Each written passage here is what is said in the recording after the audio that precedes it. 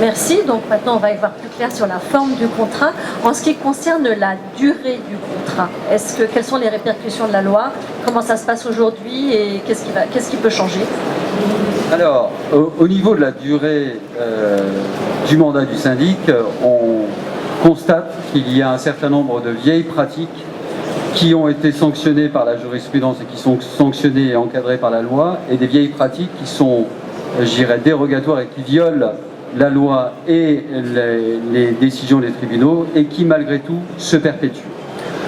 Le principe, il est fixé par l'article 28 du décret du 17 mars 1967 qui prévoit que le mandat du syndic ne peut pas excéder un délai de 3 ans. Ce délai de 3 ans donc ne peut pas non plus être contredit par une disposition du règlement de copropriété, et le plus souvent on voit que le mandat du syndic a une durée de 1 an. Nous avons également des clauses qui ont été jugées abusives par les tribunaux, à savoir les clauses prévoyant que le contrat, au lieu d'expirer au bout de 3 ans, se prolongera jusqu'à l'Assemblée générale désignant le nouveau syndic. Ce genre de clause est invalidée par les tribunaux, ou des clauses permettant par exemple au syndic de résilier le contrat à tout moment, sous la seule réserve d'avoir à informer le président du conseil syndical. J'ai déjà vu ce type de clause et donc c'est invalidé par les tribunaux. Surtout, la pratique qui est la plus courante pour les syndics consiste à faire voter des résolutions dans lesquelles le mandat s'achève le jour de l'Assemblée générale qui est appelée à statuer sur les comptes de l'exercice. Alors là, on est dans un grand classique de pratiques qui sont sanctionnées par les tribunaux, puisque la Cour de cassation vous dit que l'échéance du mandat doit correspondre strictement au terme de la durée prévue au contrat, et ce, sans tenir compte de la prorogation jusqu'à l'approbation des comptes. Nous avons une jurisprudence qui a été désormais fermement établie par la Cour de cassation.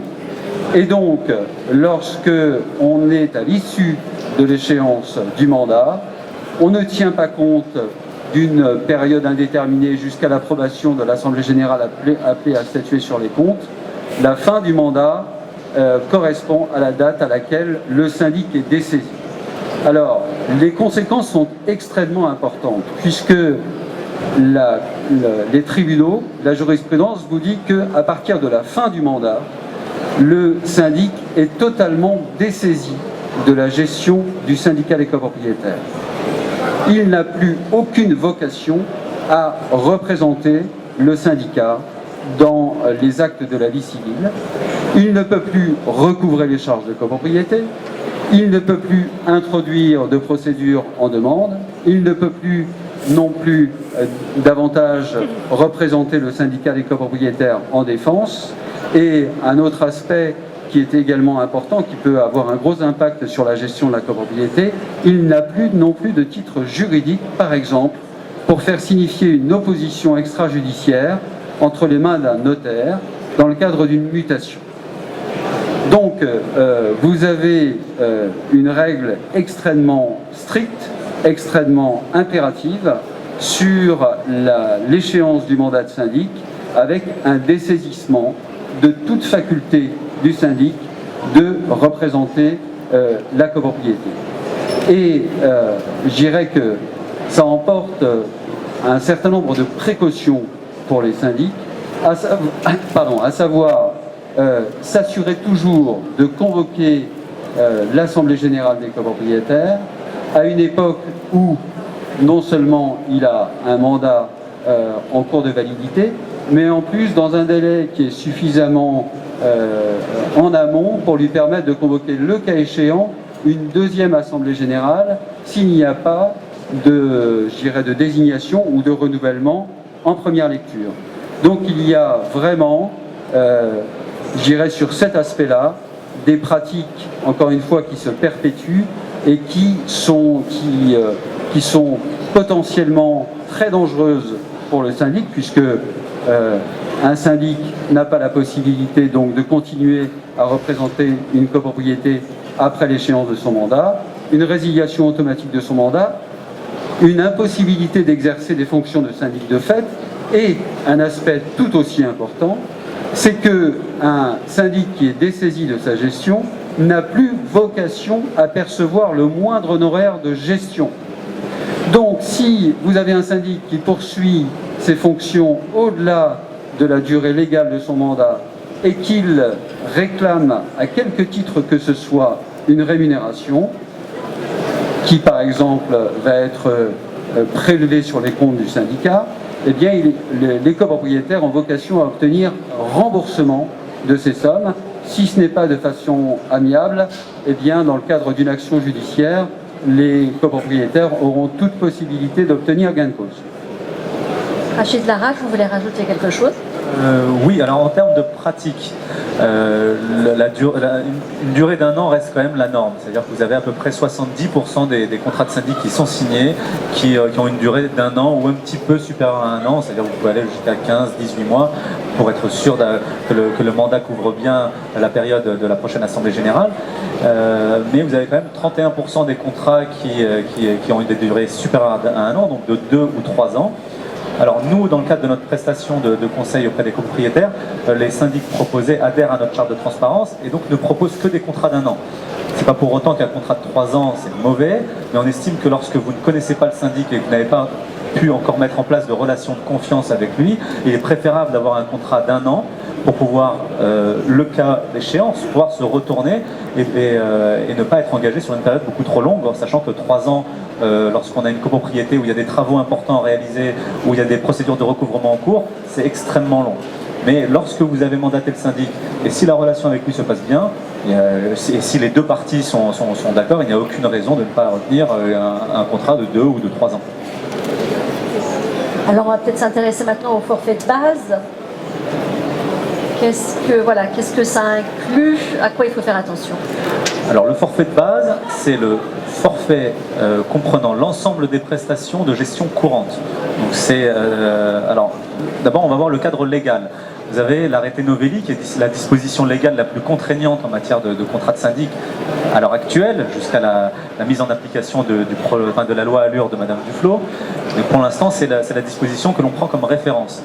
L'arrêté Novelli fixe quoi? Il fixe qu'un nombre de prestations doivent être forcément incluses dans le forfait de base et ne peuvent pas être facturées en plus des honoraires de base.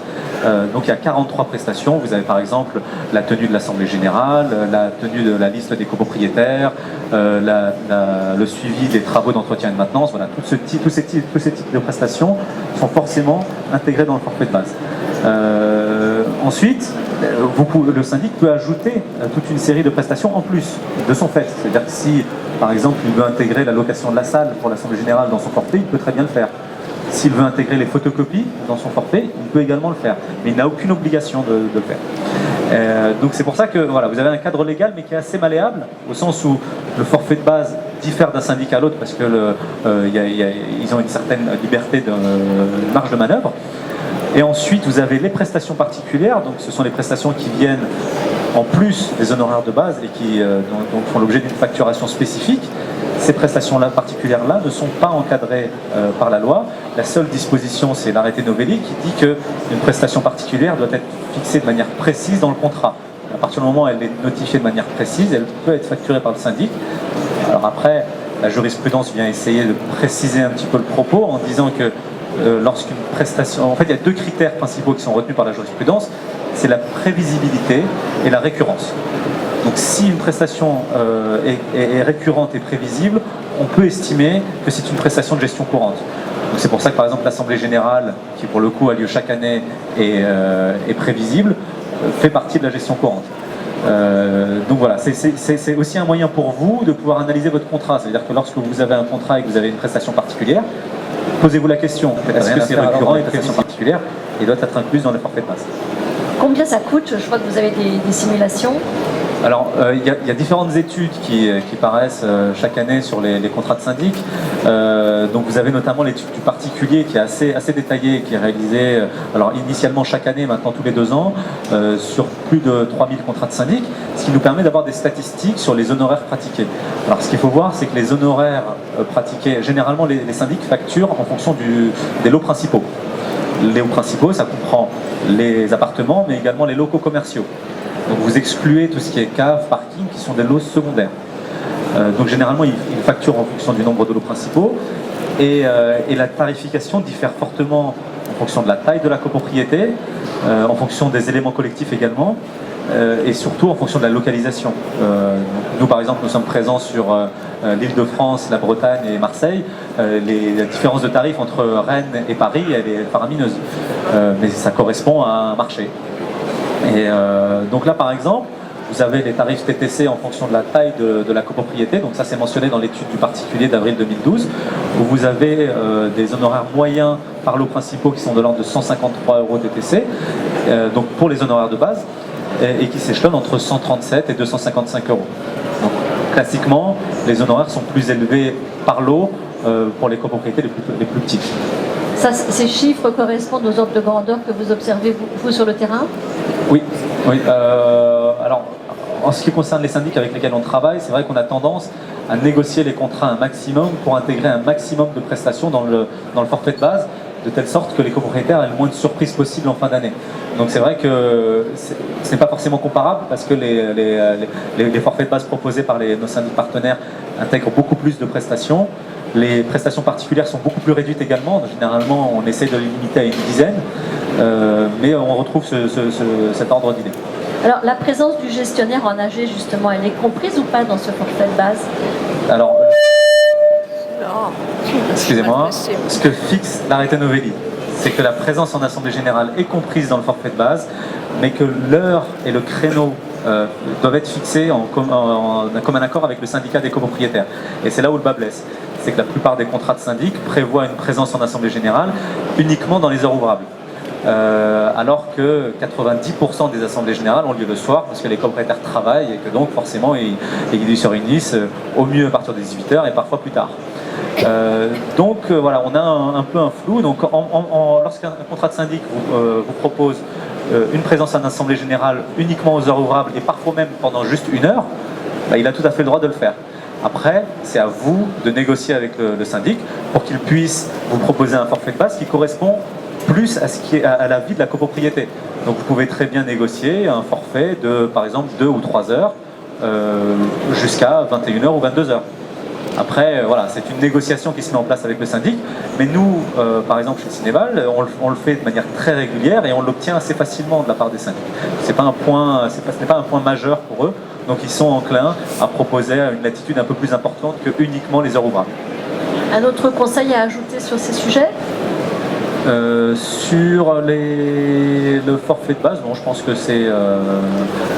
alors voilà, juste la seule recommandation que l'on donne, si vous avez un doute sur le forfait de base proposé par le syndic que vous avez contacté et que vous vous demandez s'il respecte bien l'arrêté Novelli par exemple, donc vous pouvez lister toutes les prestations et vérifier avec l'arrêté Novelli que toutes les prestations sont bien mentionnées.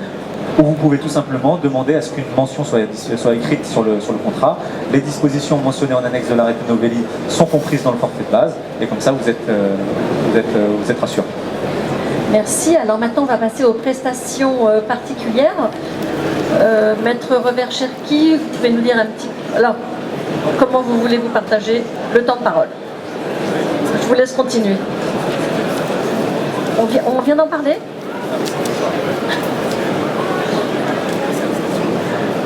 Donc alors sur les prestations particulières, un principe, une prestation particulière est forcément mentionnée au contrat de manière précise et elle doit être estimable. C'est-à-dire qu'une facturation, si le mode de facturation n'est pas précis, la prestation particulière n'est pas légitime et pour le coup elle serait retoquée si elle devait être amenée à être contestée par les copropriétaires. Donc le point principal c'est vraiment que la prestation particulière soit claire et qu'on puisse estimer son coût. Ensuite, alors